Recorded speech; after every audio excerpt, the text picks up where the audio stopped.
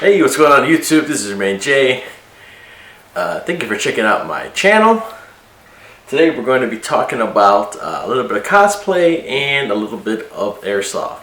Now, if you don't know, I do have more than one YouTube channel. I have the Power Up Review, which is my video game channel, and I also have one, rkairsoft, that was strictly about airsoft. And what I'm going to do is post this video on both of those channels. Links will be down below in the description. And the reason this is also going to be going in my airsoft channel, just for the fact that I did make this build to play airsoft in. Now, what is it? Well, if you haven't checked out my previous video on the Power Up Review, we went to C2E2 2016, and I did have a Mandalorian themed loadout here. Still working on a couple things, but want to let you guys know exactly how did I make it, why did I make it, and what exactly I made it out of. So I usually play airsoft at Blast Camp in Hobart, Indiana. A lot of those videos are up on rkairsoft, and if you have, I'm sure you've probably seen me play there.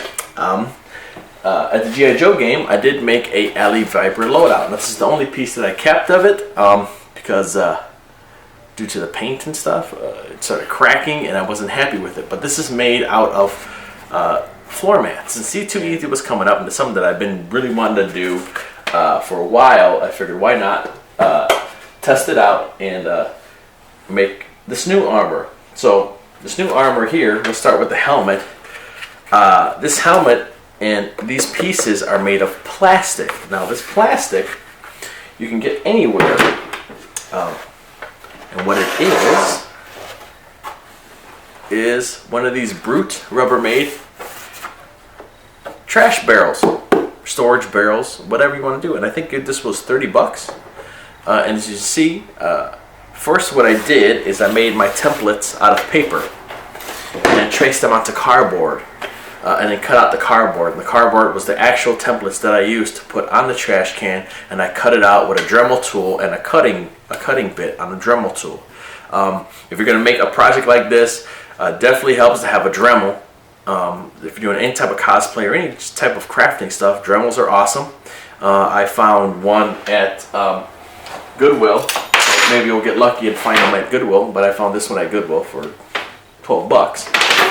A heat gun will help you mold it, and those work great because you really don't want to put plastic in your oven at home. What I did is, if you want to make yourself a helmet like this is actually an existing helmet. I got this online. You've seen this on rkairsoft before. This is my helmet, and I think I paid 40 bucks, 50 bucks. Now actually you can get helmets like this much cheaper, which is kind of cool, but years ago. But this is like a mountain climbing helmet, and all I did was cut the piece that I wanted, of course, make the template, and this lens inside is not a welding but a grinding lens, and it's actually impact rated, which is great. So I wore this the whole day at C2E2. Didn't fog up, which I'm really surprised about, but I'm sure when I play airsoft I might have an issue with that, depending on what you use. Now these screws that I'm using, these are called Chicago screws, and they're flat on both sides. They don't stick up. So I think these were maybe a 3/16 of something of what I was using, or a 1/4. Quarter inch is what I was using too. And also I bought some washers to use as spacers in case it was because I needed a little buffer so the screw wouldn't move. But used the same rails that it came with, mounted my contour to it. Worked out really well. Looking to use this in the airsoft game probably this Saturday. But I wanted to make something functional, something that worked. It's not out of foam. This is durable. It's lightweight. I probably can paint it when it gets scratched up. Actually, I think it's gonna be cool once it gets all scratched up. Because Mandalorian armor isn't perfect. Now, what I also did, and it's also, like I said, this is all work in progress stuff. This chest piece, what I did is I have a little chest rig.